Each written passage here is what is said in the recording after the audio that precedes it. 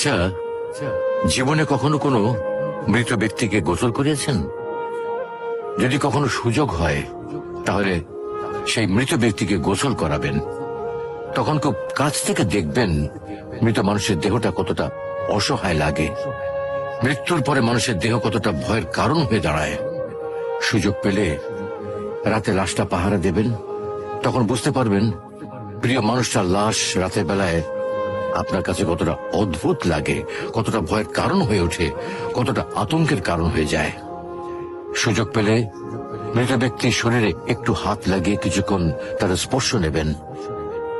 আপনি তখন উপলব্ধির সুযোগ পাবেন এই পৃথিবীতে বিশাল প্রভাব প্রতিপত্তি মৃত্যুর পরে কতটা নির্যাতনের রূপ নেয়।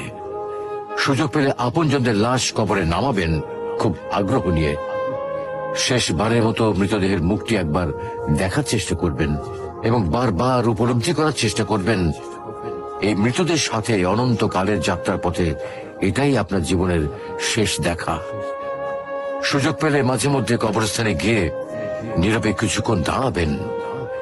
এরপর মনে মনে চিন্তা করবেন জীবনের লাভ ক্ষতির হিসাব।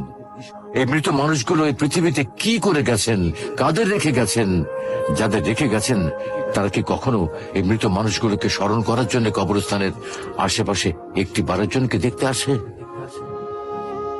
আমাদের জীবনটা বড় অদ্ভুত, বৈচিত্র্যময়। আমরা এর জন্য ওর জন্য, ধন সম্পদের জন্য, ঐশ্বর্যের জন্য, বাড়ি গাড়ি টাকা পয়সার জন্য কত মায়া দেখাই, আগ্রহ দেখাই, আরো চাই আমাদের।